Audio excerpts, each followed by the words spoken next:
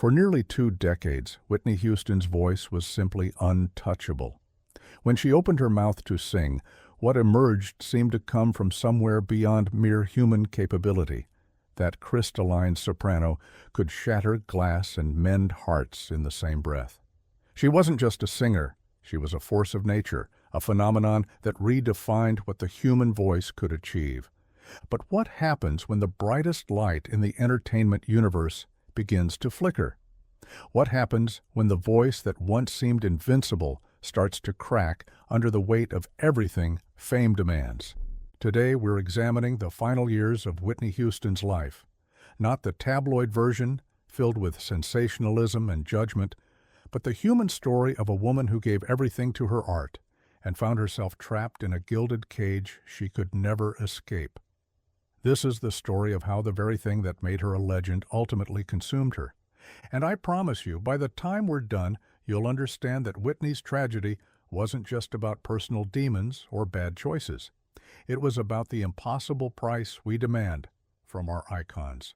Before we understand the ending, we need to remember the heights from which Whitney fell. In 1985, a 22-year-old Newark native released her debut album and immediately rewrote the record books. Her self-titled album would eventually sell 25 million copies worldwide. 3 consecutive #1 singles, a phenomenon that seemed to arrive fully formed. Then came the follow-up. Whitney's second album sold even more, cementing her status as the biggest female artist on the planet. By 1992, when the Bodyguard soundtrack was released, Whitney had transcended music entirely. She had become a cultural institution. That soundtrack would go on to sell 45 million copies. Her rendition of Dolly Parton's song became the best-selling single by a female artist in history. Think about that for a moment. A girl from Newark, New Jersey, who sang in her church choir had conquered the entire world. She had the voice, the beauty, the charm, the crossover appeal that made her equally beloved by pop audiences and R&B purists. She appeared to have it all, but those who knew Whitney personally saw something else beginning to happen.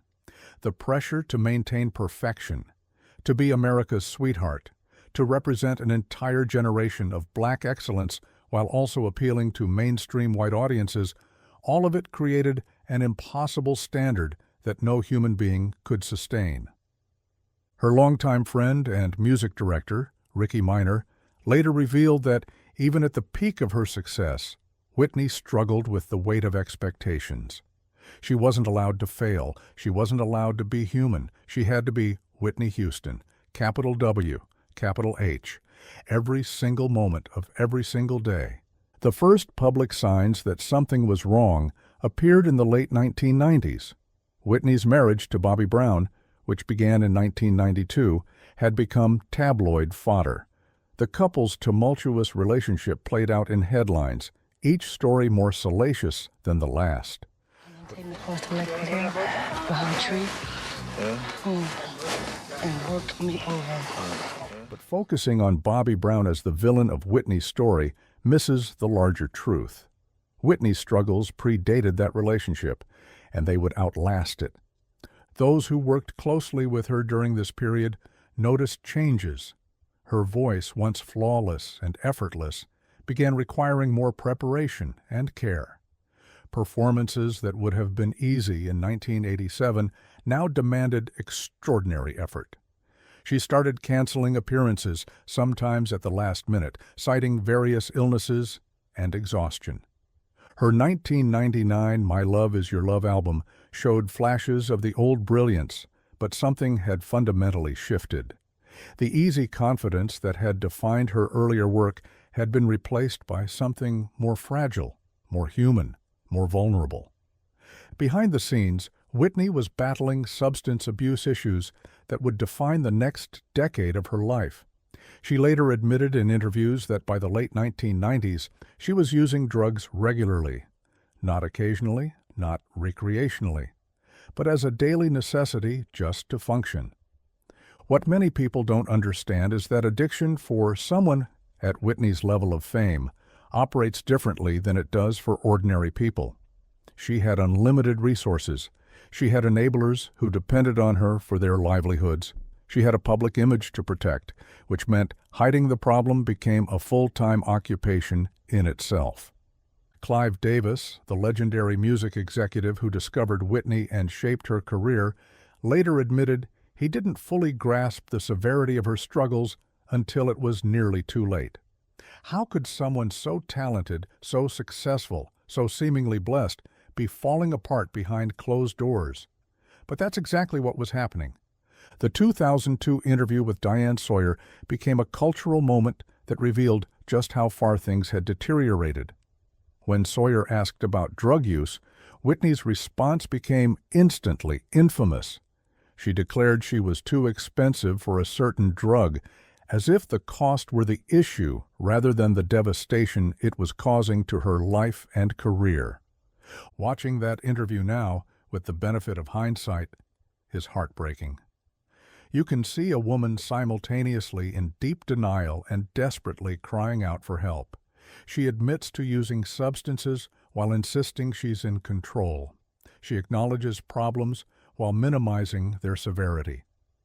It's the classic dance of someone trapped in addiction who can't quite admit the full truth, even to herself. Her family watched helplessly as Whitney spiraled.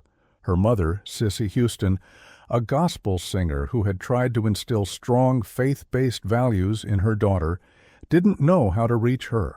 Her daughter, Bobbi Kristina, born in 1993, was growing up watching her mother's public disintegration. The early 2000s saw Whitney's career enter a difficult phase.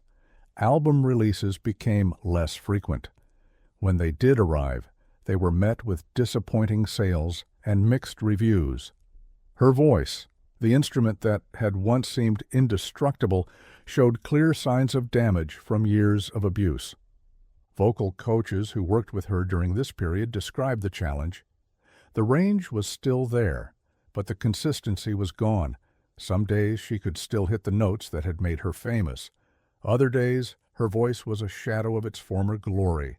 The effortless power that had defined her sound had been replaced by strain and struggle.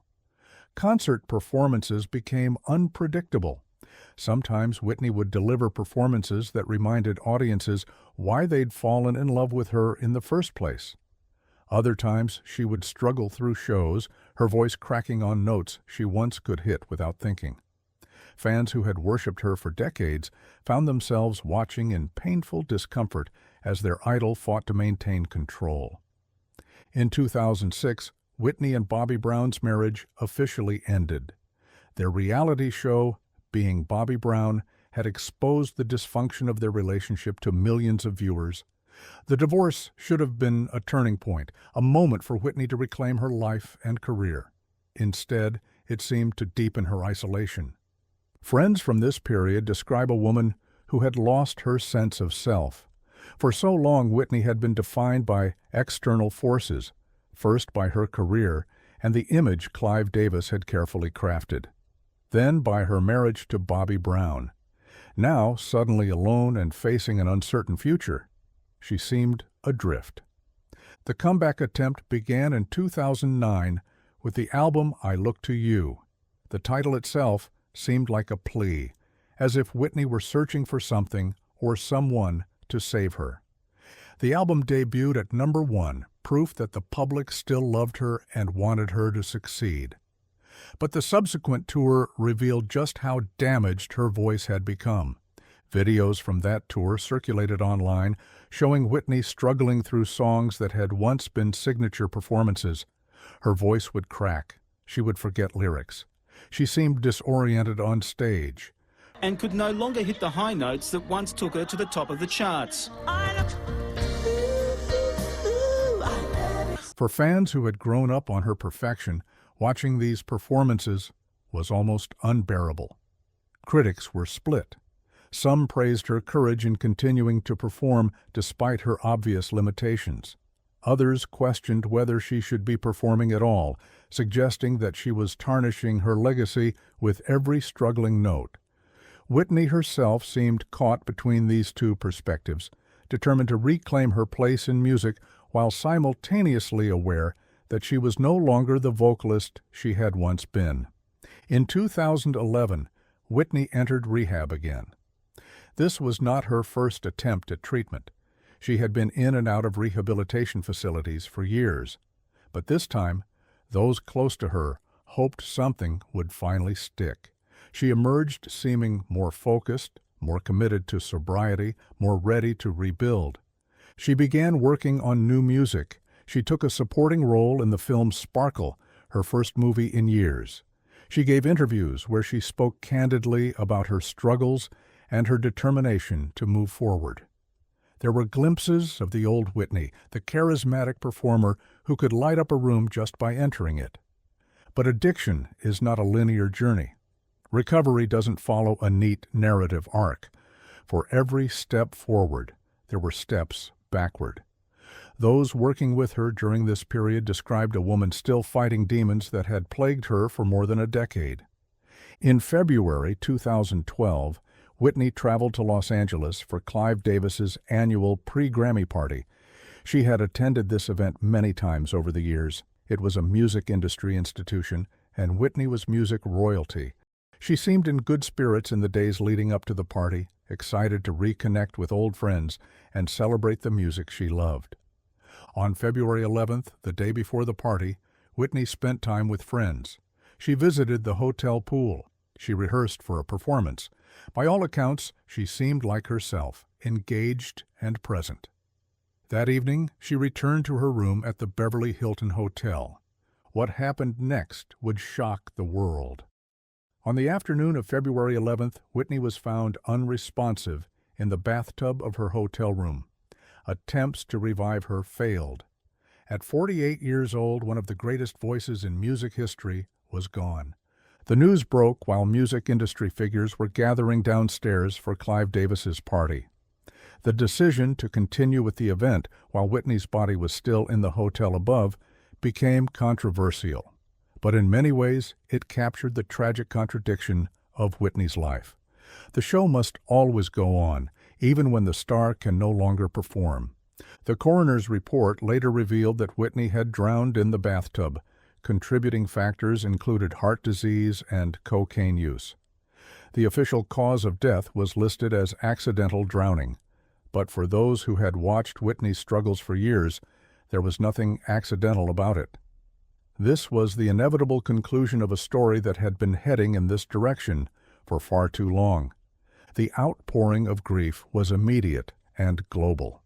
Millions of fans who had grown up with Whitney's music mourned the loss of a voice that had provided the soundtrack to their lives. Fellow artists paid tribute to her influence and her unmatched talent. The woman who had once seemed invincible was being eulogized as a cautionary tale. Her funeral at New Hope Baptist Church in Newark was attended by music royalty. Stevie Wonder sang. Alicia Keys and R. Kelly performed. Kevin Costner, her co-star from The Bodyguard, delivered a eulogy that captured both her extraordinary gifts and her profound struggles. The service was broadcast live, watched by millions around the world who wanted to say goodbye to an icon. But perhaps the saddest aspect of Whitney's death was that it wasn't particularly surprising. Anyone who had been paying attention knew she was in trouble. The warning signs had been there for years.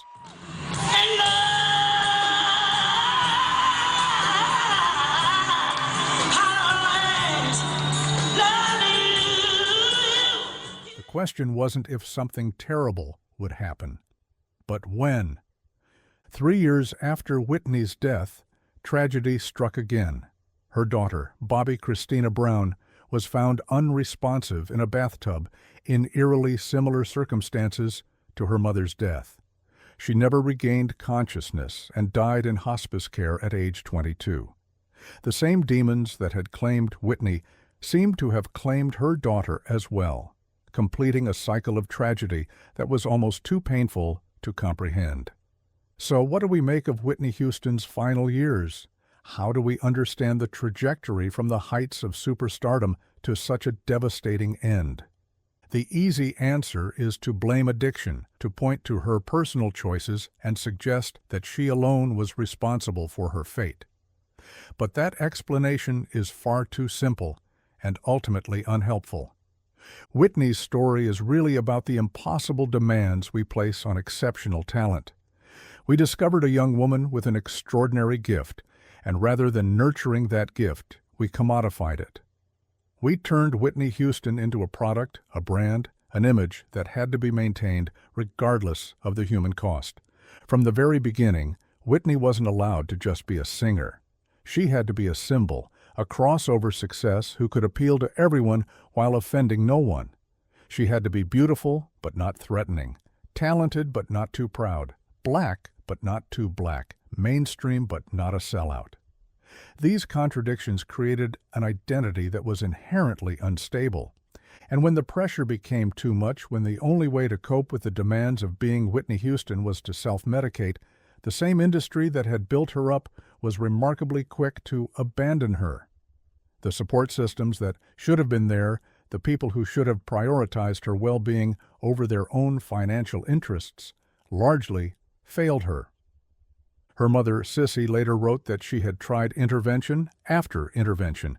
She had begged Whitney to get help, had arranged for treatment, had done everything a mother could do. But ultimately, she couldn't save her daughter from the forces that had been set in motion decades earlier. Whitney's legacy is complicated. On one hand, she remains one of the greatest vocalists in popular music history. Her technical ability, her emotional range, her capacity to interpret a song and make it her own, all of these remain unmatched. Listen to her prime recordings even now, and you'll hear something that transcends mere talent. That was artistry of the highest order. But her legacy is also a warning about what we do to our stars. We build them up to impossible heights, then watch with morbid fascination as they fall. We demand perfection, then act surprised when the pressure to maintain that perfection becomes unbearable. In the years since her death, there's been a gradual re-examination of how we discuss Whitney. The mockery and judgment that characterized coverage of her struggles has given way to something approaching compassion. We're beginning to understand that her story isn't primarily about personal failings. It's about systemic failures, about an industry and a culture that extracts everything from its stars and offers little in return. Whitney Houston gave us her voice, her talent, her image, her private life, everything. And in the end, it still wasn't enough. We wanted more. We always want more. That's the curse of fame at the level Whitney experienced. There's never a point where you've given enough, where you can rest, where you can simply be human. So when we remember Whitney Houston, let's remember all of it. The incredible highs and the devastating lows. The voice that moved millions and the woman who struggled under the weight of her own legend. The superstar who conquered the world and the human being who couldn't escape her own demons. Her final years weren't just about addiction or bad decisions. They were about what happens when we place impossible expectations on exceptional people. They were about the cost of fame, measured not in money or awards, but in human terms, in health, in happiness, ultimately in life itself. Whitney Houston was 48 years old when she died. She should have had decades more to live, to sing, to grow, to heal. The fact that she didn't, the fact that we lost her so young, that's on all of us. On the industry that used her, on the fans who demanded perfection, on the culture that builds up icons only to tear them down. The voice is gone now. But the questions remain. How do we better protect the exceptional talents we discover? How do we balance our desire for greatness with the well-being of the people who provide it? How do we learn from tragedies like Whitney's so they don't keep repeating? These are uncomfortable questions without easy answers. But if Whitney's death means anything, if there's any redemption to be found in such a senseless loss, it's in forcing us to confront these questions honestly.